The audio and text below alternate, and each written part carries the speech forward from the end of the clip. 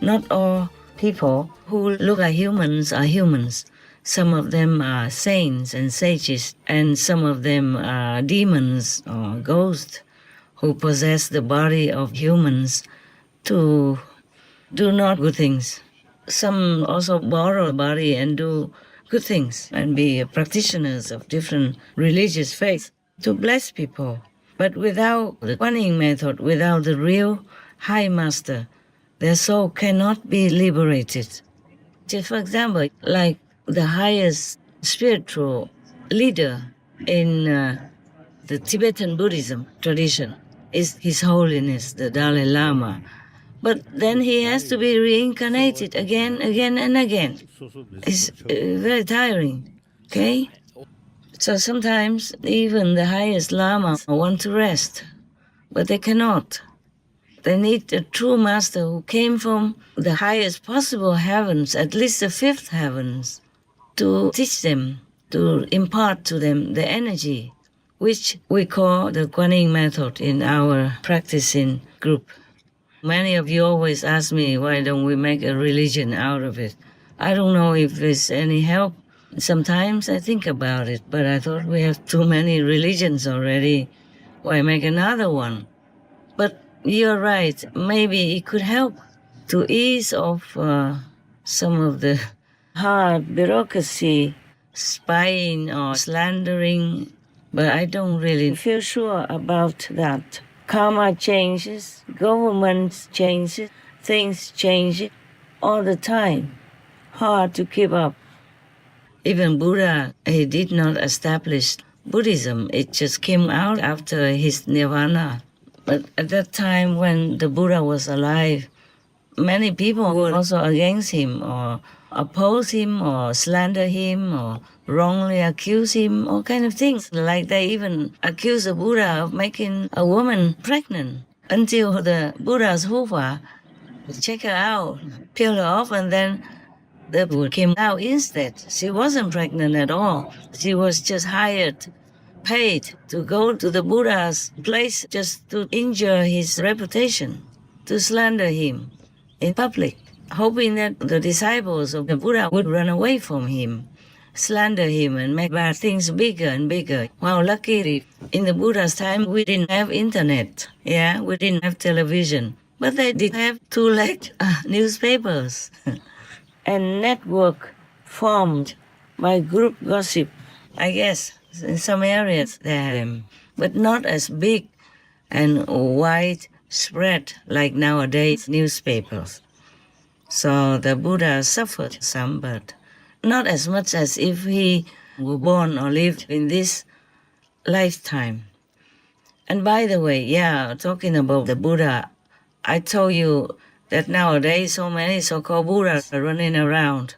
But if you hear anybody proclaim himself or let his disciples or followers proclaim him to be the Buddha and make a Buddha-like statue of himself or talk big or anything and saying that he's a Buddha, then don't believe it, please.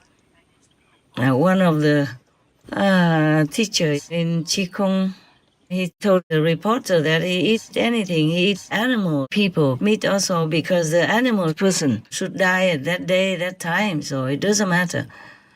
Maybe so. Maybe that animal person's time is up and he died that day.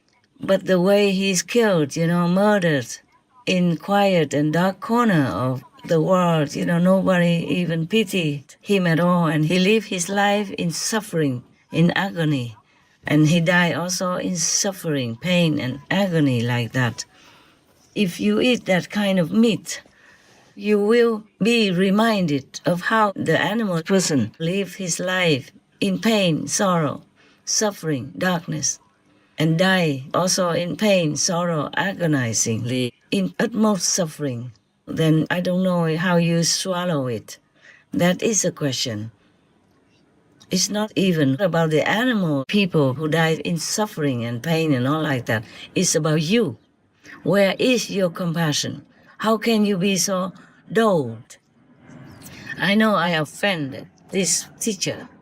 It's very good that he teaches people to make a beautiful dance and then some movements to ease their anxiety. Anything you practice, if you concentrate on it, it would help you somehow to relax and be more clear-minded. I can't remember what they call themselves. Pháp Luân Công, Pháp Luân Đại Pháp. The teacher is teaching his followers the best he knows. And that's very laudable. It's just that if you eat animal people meat and you encourage others to eat meat and you also cover up that kind of murdered animal people and meat eating, I don't think it's correct to claim that you are a Buddha. Everything else he teaches might be correct, what he knows. But if you encourage people to go in such a killing road of murderous karma, then you will not end well with heaven and hell. There's so many teachings of the Buddhas that discourage meat eating and encourage people to be kind to animal people. The Buddha said that if you eat meat, you are not my disciple. In the Suragama Sutra and many other sutras, it also states so clearly about no meat eating. The Buddha mentioned again and again that all beings are our relatives. So are you eating your grandfather or your dead mother with the meat diet? If you eat animal people meat, you go to hell. Maximum, you will become a demon king.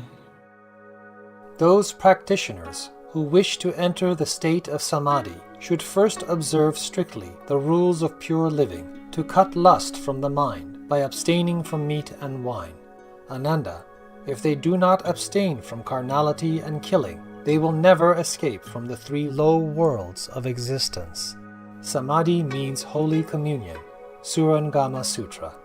At that time, Arya Mahamati Bodhisattva Mahasattva said to the Buddha, "World-honored one, I see that in all worlds, the wandering in births and deaths, the enlaced animosities, and the falling into evil paths are all caused by meat-eating and cyclical killing.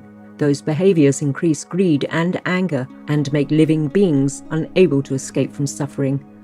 Lankavatara Sutra. World-honored one, people who eat meat are destroying the great merciful seed of their own. Thus the people who practice the holy way should not eat meat. Lankavatara Sutra. The Buddha told Mahamati, meat eating has countless offences.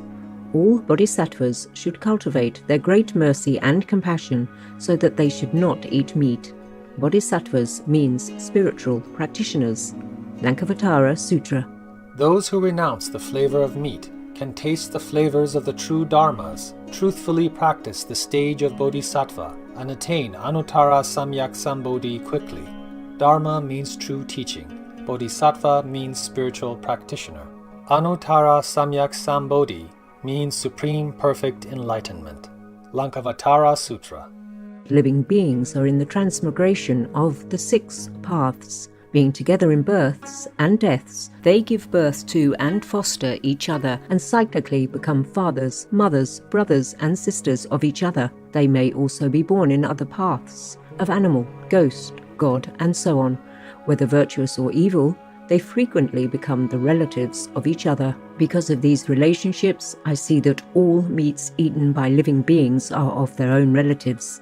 The 6 paths: God, human, asura, animal, hungry ghost, hell being. Lankavatara Sutra.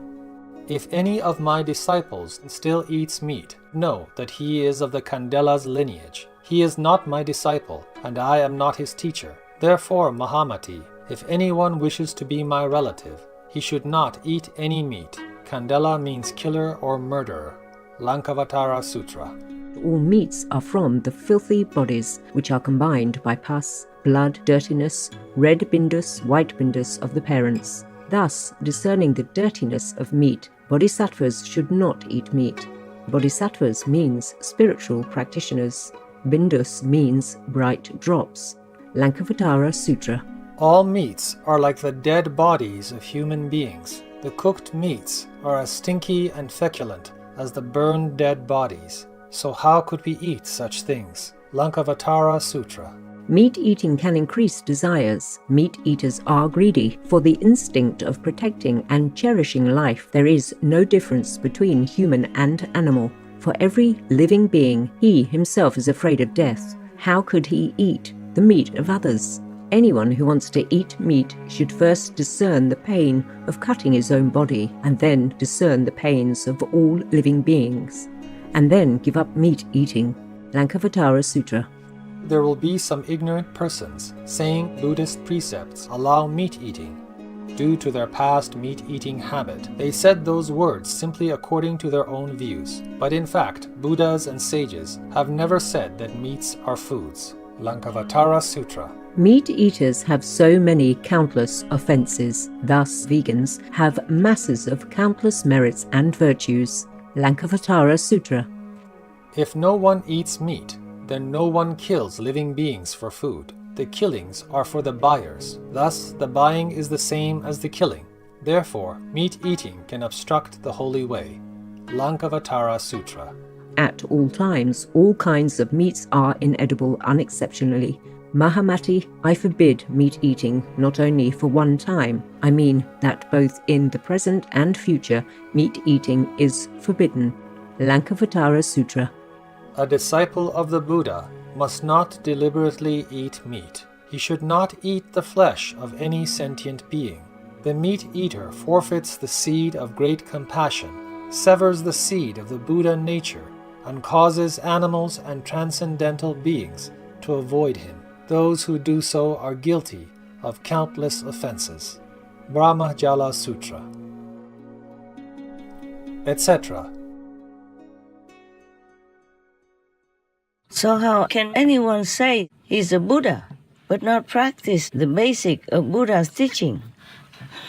Too obvious to discuss or blunderingly defend. So be wise, do not follow demons. Many religions say that if you save one animal person, it's a living being, it's more than reciting a lot of teachings and or building many temples. Yeah. But of course, not just the building and the reciting, it's your heart that has to be in it. You have to be truly sincere while reciting. Concentrate while building and have a repentant heart. Be humbly repentant and believe that you are doing good things.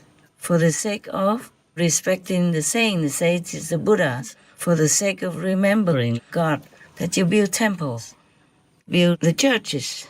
It's not just for other people to know and put your name on the memorial tablet in the temple or in the church so that people know you are something, that you're rich, that you're generous and make big offerings to God or to the saints and to the Buddhas. It's not the outside that counts. It's the inside. It's in your heart, in your mind, whether or not you're sincere.